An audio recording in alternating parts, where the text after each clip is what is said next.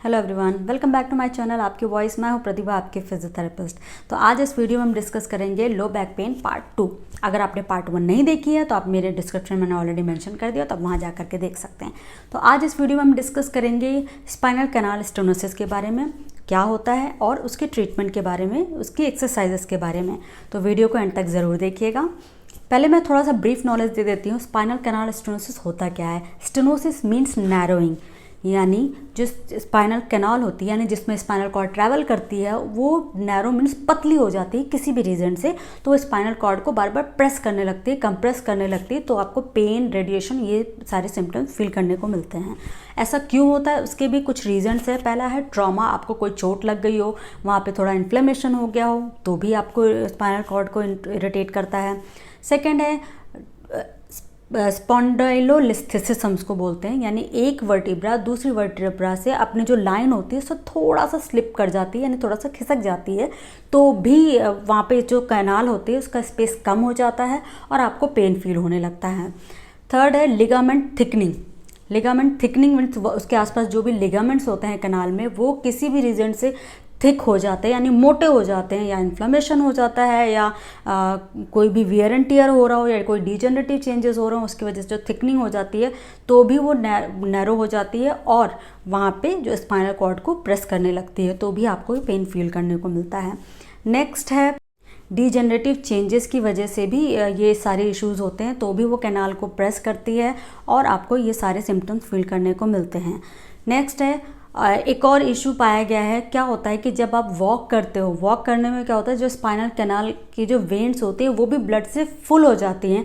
जब वो ब्लड से फुल होती हैं तो भी वो स्पेस को एक्वायर्ड कर लेती हैं, ऑक्यूपाई कर लेती हैं, और स्पेस को जब ऑक्यूपाई कर लेती है तो वो फिर जो स्पाइनल कॉर्ड होती है उसको इरिटेट करना शुरू करती हैं। तो इस वजह से जब आप वॉक करते हो तो पेन होता है, और जब आप खड़े रहते हो तो पेन कम हो जाता है। तो ये रीज़न होता है उसके पीछे। ये ऐसा जो फीलिंग वाला इशू है वो इसलिए होता है कि जब आपका जो पंपिंग एक्शन है वो अच्छा ना हो रहा हो, मीन्स जिनको ब्लड सर्कुलेशन का इशू हो, जैसे पैरों में इशू हो या कोई और इशू हो, तो उनमें ये चीज़ ज़्यादा कॉमन देखी गई हैं। तो चलिए शुरू करते हैं एक्सरसाइजेस। शुरू करने से पहले मैं एक और बात क्लियर करना चाहूँगी। बहुत सारे ऐसे लोग हैं जिनके पैरों में बहुत दर्द रहता है, जब वो वॉक करते हैं तो उनका पेन बढ़ जाता है, जब वो रुकते हैं तो पेन उनका बेटर हो जाता है, पेन कम हो जाता है। तो ये भी एक रीज़न हो सकता है कि हम इसको वैस्कुलर क्लाउडिकेशन बोलते हैं।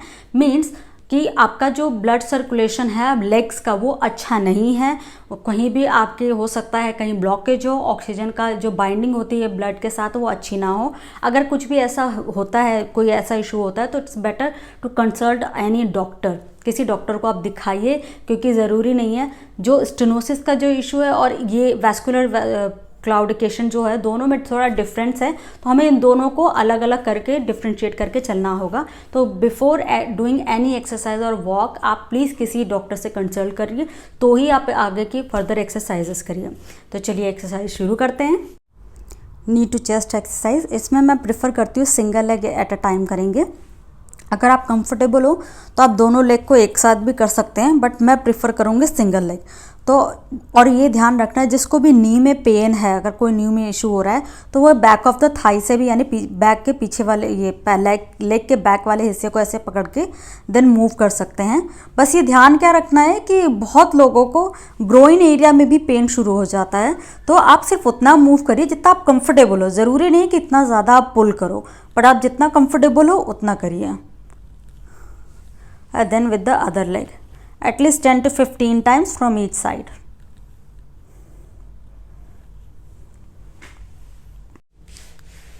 फिगर ऑफ 4 स्ट्रेच, तो इसमें क्या करना है, I would prefer in the sitting, क्योंकि क्या होता है इसमें जब ये मूवमेंट होता है तो थोड़ा सा रिलैक्स फील होता है पेशेंट्स को स्टेनोसिस में।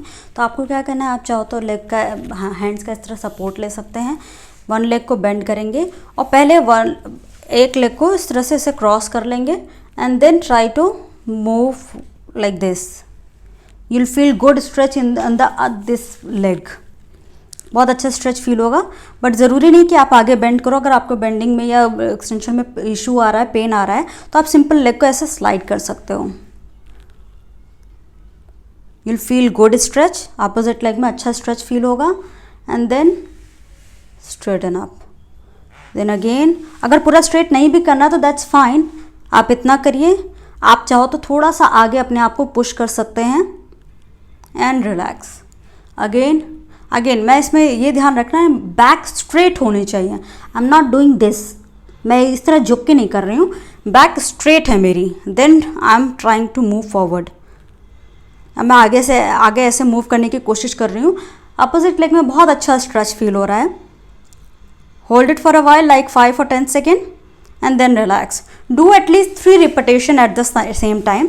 3 रिपीटेशन एक बार में करना है। फिर इसके बाद आप धीरे धीरे जैसे जैसे कंफर्टेबल होने लगते हो फिर आप चेंज कर सकते हैं, आप इंक्रीज कर सकते हैं रिपीटेशन। बट अब मैं प्रिफर करूँगी शुरू में आप 3 रिपीटेशन ही करिए with 5 or 10 second hold. Pelvic tilt, इसमें आपको क्या करना है, ऐसे ऑन योर बैक लेटना है। हिप, नी एंड फीट तीनों एक लाइन में होने चाहिए। अब आपको क्या करना है, सिर्फ ये पेल्विक एरिया को लिफ्ट करना है and then relax, up and down. It's kind of mobility exercise, but हमें पूरे स्पाइन को मूव करना बहुत ज़रूरी है। तो इस तरीके से आपको 10 to 15 रेपिटेशन करने हैं एक सेट में, और कोशिश करेंगे 2 से 3 सेट करें। इसे हम डेड बग्स एक्सरसाइज बोलते हैं। डेड बग्स इसलिए कहते हैं क्योंकि आपने कभी देखा होगा जो बग्स होते हैं जब वो डेड हो जाते हैं तो दोनों हाथ और दोनों पैर ऐसे होते हैं, तो इस वजह से हम इसको डेड बग्स बोलते हैं। तो उसका जो कॉन्सेप्ट है वो यही है। तो क्या होता है कि हमें इसमें करना क्या होता है, हमें टमी को थोड़ा सा टाइट रखना है। इस तरीके से टाइट रखना, जैसे इमेजिन करिए कोई आपको पंच मारना चाह रहा है, तो आप क्या करोगे, आप उसको इतना टाइट कर लेंगे ताकि जो फोर्स है वो फ्लेयर्ड अप हो जाए, आपका एक जगह फोर्स नहीं आए। तो और इस तरीके से भी आप समझ सकते हो, जैसे आप पेल्विक टिल्ट कर रहे हो, ये पोर्शन आपने लिफ्ट किया तो जो लोअर बैक का एरिया है वो उसको आप नीचे की तरफ प्रेस कर रहे हो, और ये इसके मैट पे आप प्रेस कर रहे हो। तो प्रेस करने से क्या होगा ना, यहाँ पे ये थोड़ा सा टाइट हो जाएगा।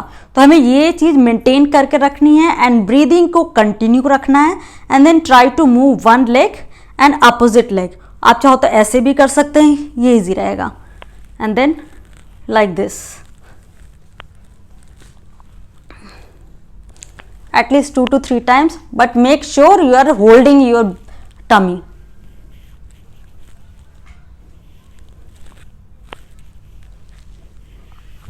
Like this, I am holding my tummy.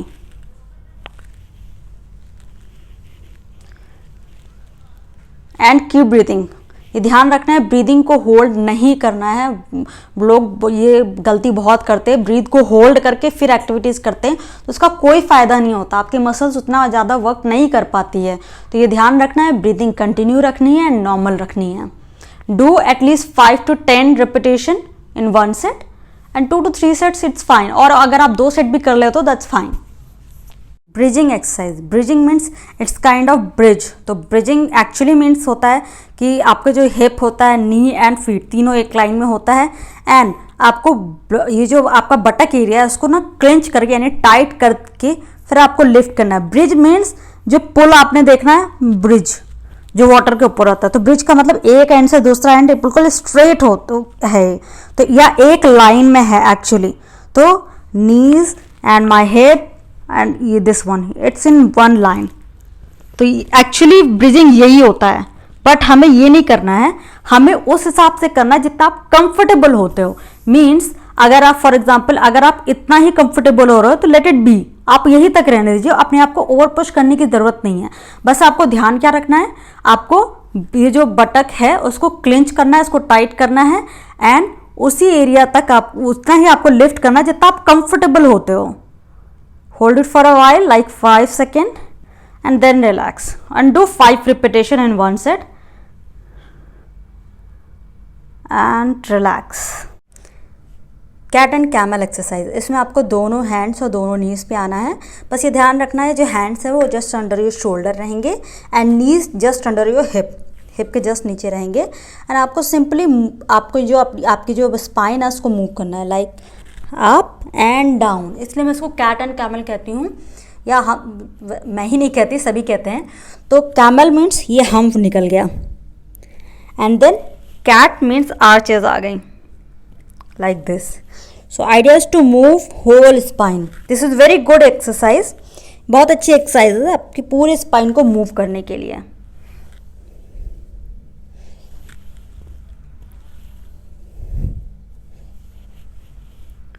Do 10-15 times in one set and 2 to 3 sets in a whole day.